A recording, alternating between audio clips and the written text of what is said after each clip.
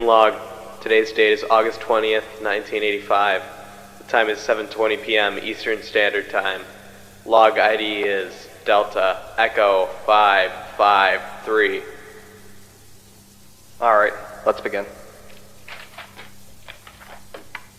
Around midnight on August 18th, 1985, the facility suffered a break-and-enter situation, where an undetermined amount of trained combatants were able to ferment themselves within the off-limits areas of the facility.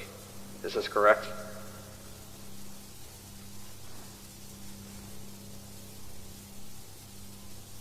Yes. From there, said combatants were able to bypass their in-place security systems and trigger a protocol Saletum contingency plan via a self-manufactured site access card. They were additionally able to find a spare warhead Arvin key to access step 4 of the protocol Saletum sequence, that being the detonation panel. Is this correct? Yes. According to your preliminary report, all non-combatant personnel were able to evacuate.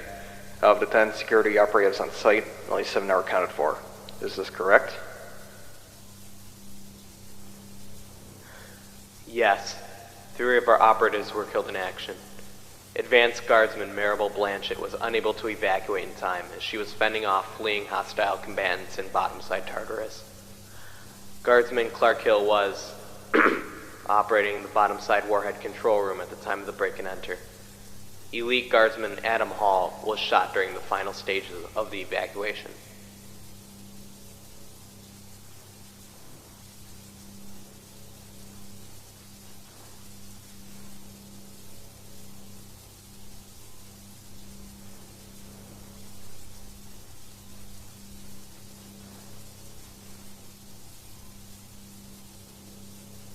Well, ain't that fantastic?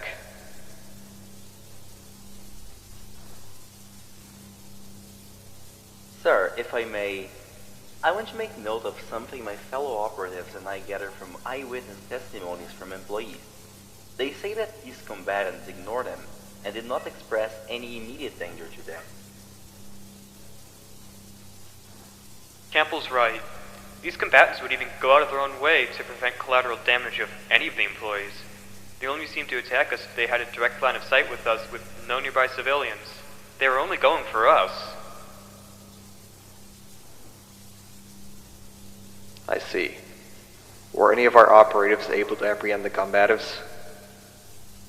Yes, at one point we had apprehended 2 combatants at separate points after they had ran out of ammunition. Upon further inspection, we were able to identify some sort of origin group. Something about a Kleiner oil group?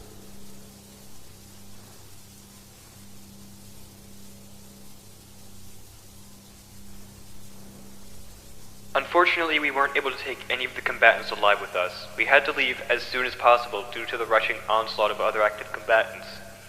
As far as we know, none of them got out, but we don't know for sure.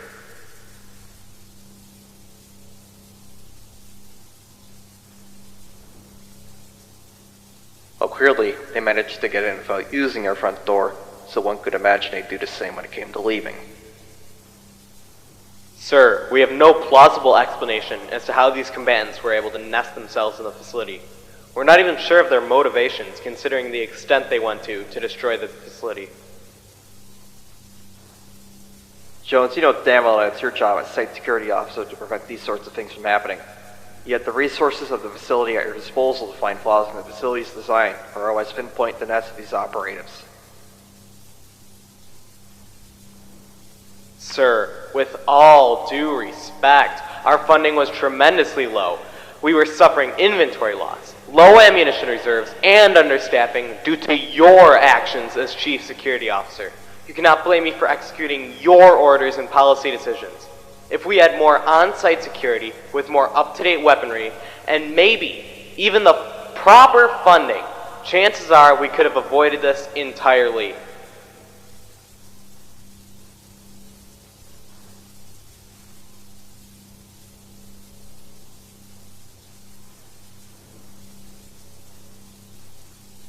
You never made it clear that your division was suffering from such traits. Due to your own incompetence, our records never indicated that you need an increase in funding, an increase in the number of operatives, or otherwise. We're done here. Instead of arguing with you, I'm taking my investigation elsewhere. I expect your resignation at my desk by tomorrow.